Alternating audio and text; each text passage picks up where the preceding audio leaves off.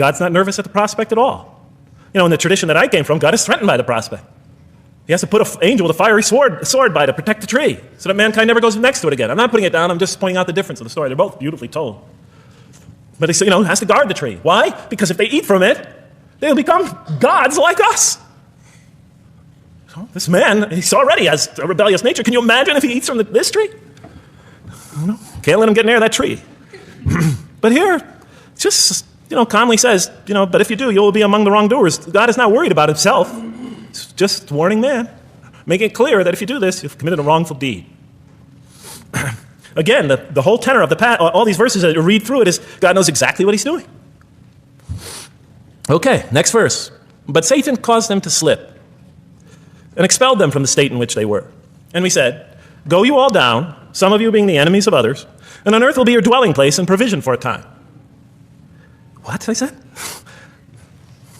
I was expecting now the rage, the anger, the violence, the jealousy. That's what I was expecting. Okay, they eat from the tree. Where's the rage, the violence? I'm going to punish you now. You're going to sweat on earth. And you're going to suffer, and you're going to stub your toe, and you're going to work, and you're going to labor. And you're going to die there for what you did. And where's the woman? Right? And the woman. Right? She's the one who's going to suffer the most. Right?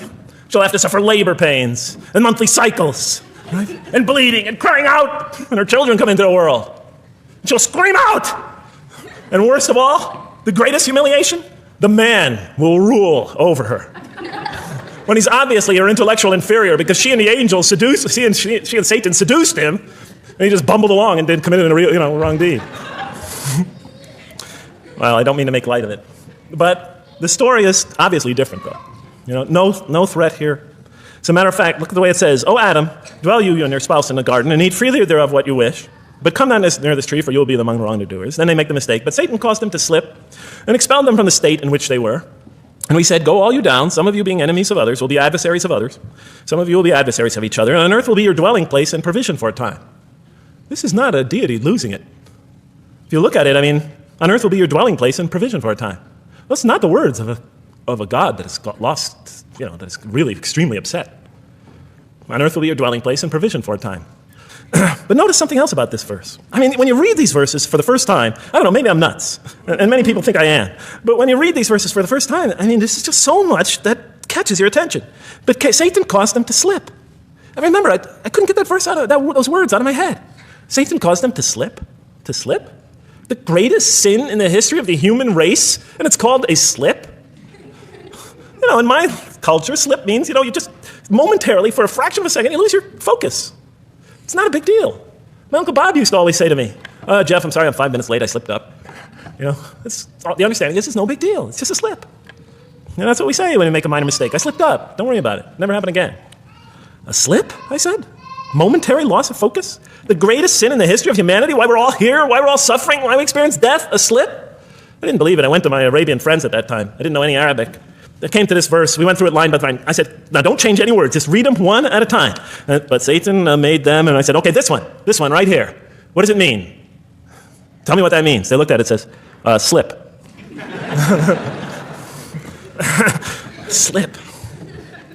And expelled them from the state in which they were. A slip, I thought? But then maybe I was trying to force the traditional understanding, the traditional interpretation. Maybe it was just a slip. After all, they didn't commit murder. They didn't commit robbery, rape, pillaging, assault. They ate a couple of pieces of fruit. It's not the greatest sin in the history of humanity by any means. And then the next verse says, and then they were expelled from the state in which they were. Well, what state were they? Let's see now. Let's go back from where we started. First, mankind is being taught. We see he's an intellectual being. Then we show he's a moral being. Moral being means he's a being that's going to have to make choices. And then God gives him this choice. It's not a huge deal. It's not the gravest sin in the history of humanity by any means. It's minor by any standards. They make it, though. We see that God originally intended to put man on earth as his vicegerent. We see a period of preparation where he's being prepared intellectually, where he's growing as a moral creature. When does God finally put him on earth? What signals that he's ready to begin? He makes his first independent choice. It's not the worst deed in the history of humanity. It's minor on anybody's scale, but it shows that mankind is ready to act on his own. To make his own choices, that God has empowered him to make choices, and he's ready to make them and carry them out, and see them most often to their expected ends, if God wills. And that seems to be the only real significance of it. But I thought, maybe I'm getting this wrong. Maybe God just blows off into an angry rampage the next verse. So I look at the next one, and it says, and then Adam received words from his Lord, and God turned to him mercifully, for he's oft returning, ever merciful. Well, if I had any doubts up till now that God is not enraged by what this has happened, that God hasn't prepared mankind for this choice, for what was eventually going to happen, that all this was preparation for mankind to begin his earthly sojourn in this famous allegory. If I had any doubts before now, I had them, certainly didn't have them after reading this verse.